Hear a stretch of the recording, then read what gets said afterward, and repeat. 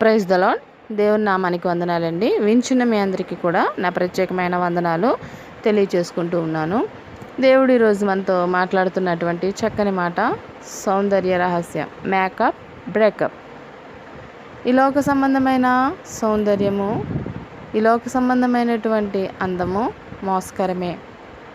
ఈ లోక సంబంధమైన సౌందర్యము వ్యర్థమే అని మనకి సామెతగారుడు 31వ అధ్యాయం 30వ వచనంలో మనకి తెలియచేస్తూ ఉన్నారు. అందం మోసకరము, సౌందర్యము వ్యర్థము అని దేవుడు మనకు సెలవిస్తూ ఉన్నాడు. అందము మోసకరమైనదే. మనం బైబిల్ గ్రంథంలో చూస్తే కనుక అందం చేతే ఆది దంపతులు మోసపోయారు. అందం వల్లనే ఆది దంపతులు మోసపోయారు.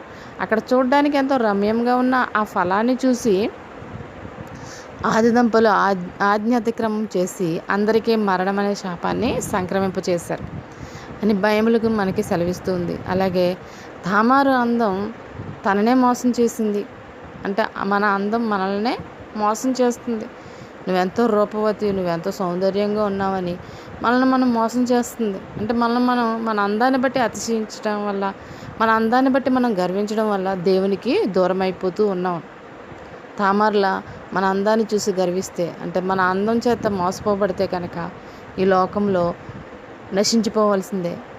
అలనాడు తామార అందాన్ని చూసి తన సహోదరుడే ఆమెను మోహించి ఆమె జీవితాన్ని నాశనం చేశాడు. అలాగే మన అందాన్ని చూసి మనం గర్వపడితే ఈ లోకంలో అపవాది మనల్ని మోసం చేస్తుంది, దేవునికి దూరం చేస్తుంది. దేవునికి ఇష్టం లేని గుణము గర్వము. ఆ గర్వం చేత లూసిఫర్ ఏం చేయబడింది? ఈ క్రిందికి తోసివేయబడింది. అలాగే నీ అందాన్ని చూసి నువ్వు గర్వపడితే కనుక తామారులో నీవు కూడా మోసపోతావు. అటు రీతిగానే బత్షెబ అందం తన భర్తను మోసం చేసింది. తను ఎంతో రూపవతిగా, సౌందర్యవతిగా అలనాడు దావీదుకి కనిపించింది కాబట్టి తన దగ్గర పనిచేస్తున్నటువంటి ఆ సైనికుణ్ణి, ఆ బత్షెబ భర్తను ఏం చేసింది? మరణానికి నడిపించింది ఆయన్ని. కాబట్టి బత్షెబ వల్లే మనము తన భర్త ఎటు రీతిగా ఆ అందం వల్ల మోసపోయాడో అటు రీతిగా ఎవరు కూడా మోసపోకూడదు. మనం ఇంకొక వ్యక్తిని చూడొచ్చండి, అబ్షాలోం గారు. ఆయన చూడడానికి ఎంతో రూపవంతుడు, సౌందర్యవంతుడు. అతని జుట్టే అతనికి అలంకారం. ఆయన జుట్టు ఎంతో అందంగా చక్కగా ఉండేది. కానీ ఆ అందమైన జుట్టు వల్ల తన ప్రాణాన్ని కోల్పోయాడు. అంటే అందము మోసకరమైనదని మనకి సామెతగారుడు అందుకే సెలవిస్తున్నాడు. నువ్వు అందాన్ని బట్టి గర్విస్తే కనుక ఈ లోకంలో మరణం తప్పదు. ఆ మరణం రెండో మరణాన్ని కూడా మనల్ని తప్పించలేదు. అందము మోసకరమైనదండి. ఎవరు కూడా అందాన్ని బట్టి గర్వించకూడదు. ఆ అందాన్ని ఇంకా దేవుడిచ్చిన ఆ ఆ అందాన్ని ఇంకా ఏవో మెరుగుదిద్దుకోవడానికి మాసిపోయిన గిన్నెని ఇత్తడి గిన్నెలు చూడండి, కొన్ని రోజులకి నల్లగా అయిపోతే వాటిని చింతపండు ఎట్టు తోమితే మళ్ళీ వాటి రంగు వాటికి వస్తుంది. మళ్ళీ మామూలుగానే అయిపోతాయి. ఎప్పుడైతే గాలిలో దానికి చలి జరిగిందో అవి మళ్ళీ సేమ్ అదే. అలాగే మనం కూడా ఈ లోకంలో ఎంత మేకప్ వేసుకున్నా, ఎంత చేసుకున్నా అది ఎలాగుంటుందంటే దేవుని దృష్టిలో ఆ మకిలి అయిపోయినటువంటి గిన్నెల్లాగానే, మురికి గుడ్డలాగానే మన యొక్క అందము, మన యొక్క సౌందర్యము కనిపిస్తుంది.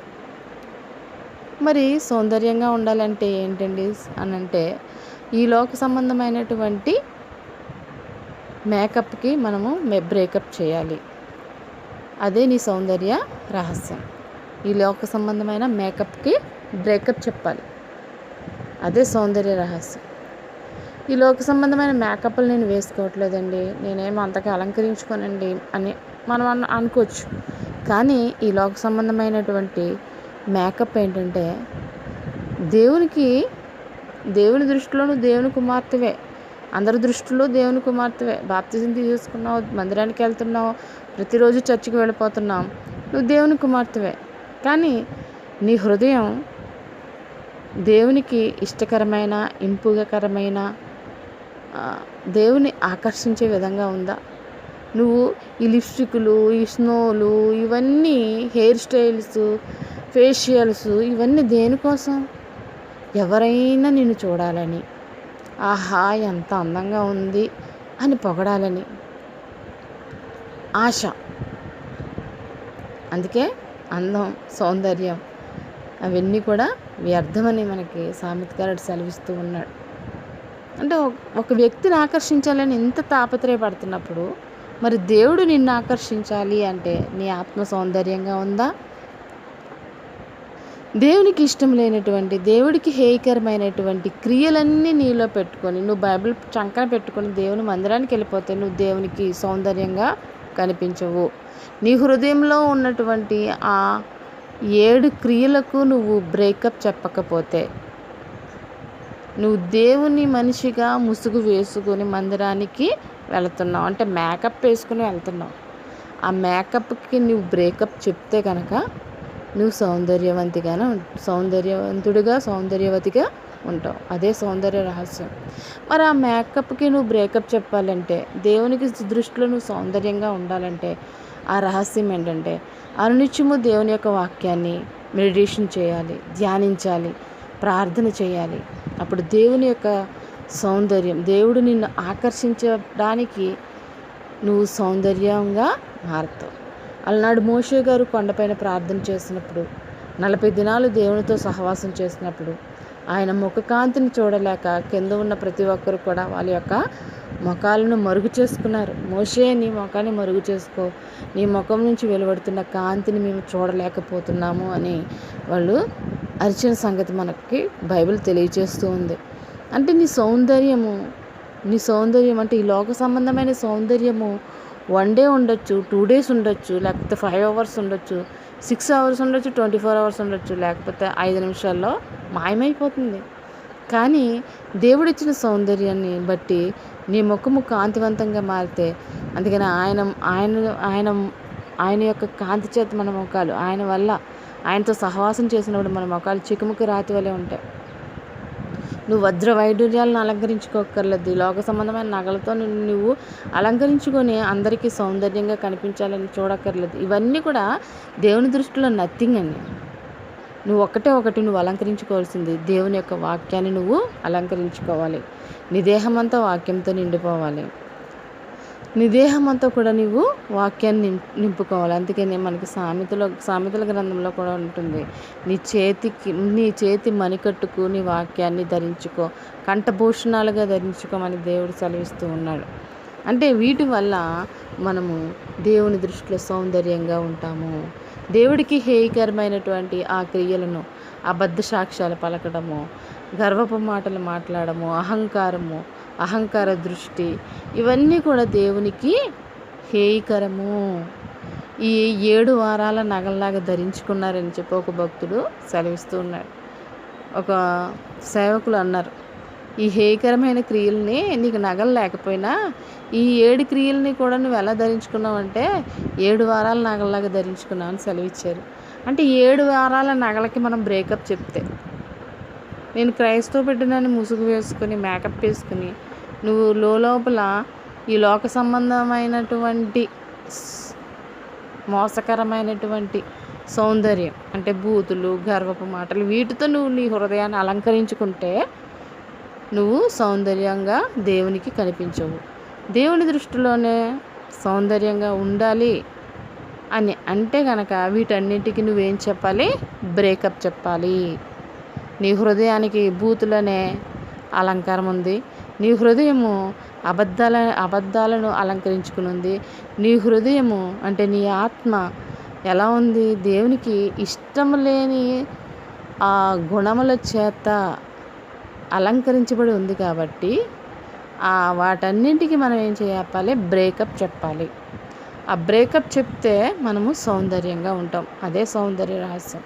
ఆ సౌందర్యం మనలో ఇంకా దేవునికి ఆకర్షించేలాగా ఉండాలి అంటే, అందుకనే ఎందరైతే తండ్రి చేత ఆకర్షింపబడతారో వాళ్ళే కుమారుని చెంత నిలవగలరని వాక్యం సెలవిస్తూ యోహాను సువార్తలో వ్రాయబడి ఉందంటే, తండ్రి చేత నువ్వు ఆకర్షించబడాలి.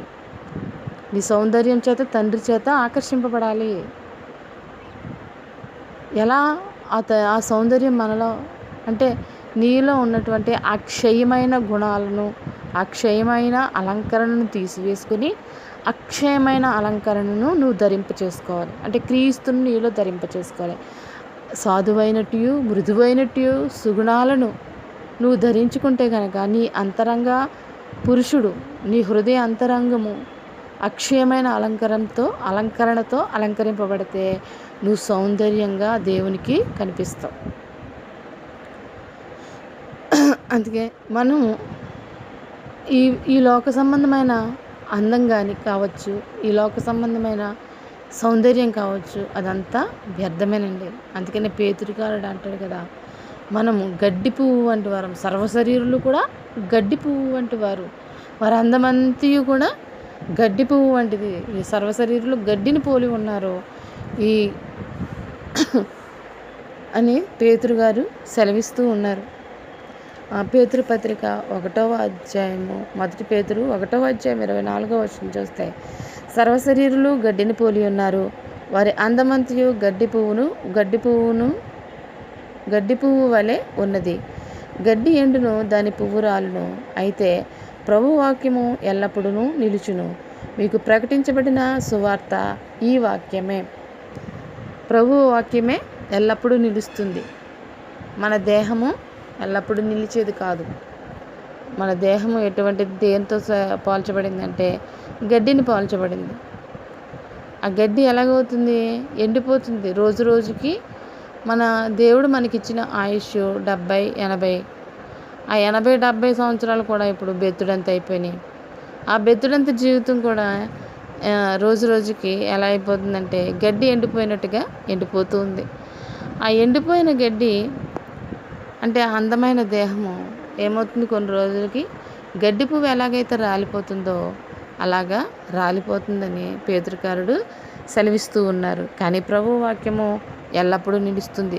నీ దేహం చనిపోవచ్చు, నువ్వు రాలిపోవచ్చు, కానీ నీలో నువ్వు దేవుణ్ణి ఆకర్షించడానికి దేవుని యొక్క వాక్యాన్ని నీలో ధరింపు చేసుకున్నప్పుడు ఆ వాక్యం ఎన్నటికీ మరణించదు. అది ఎల్లప్పుడూ సజీవంగా ఉంటుంది. ఆ వాక్యము ఇదే మనము ప్రకటించిన సువార్త అని పేతురు అంటున్నారు. పేతురుగారుడు సెలవిస్తూ ఉన్నారు. అంటే గడ్డిని పోలినటువంటి ఈ దేహం కోసం అనేకమైన తాపత్రయాలు పడుతూ ఉన్నారే కానీ మనం చేసే దోషక్రియల నుండి మనం విడుదల పొందుకోవాలి, దేవుని దృష్టిలో మనం సౌందర్యవంతులుగా ఉండాలి అని ఎవరు కూడా ప్రయత్నం చేయట్లేదు.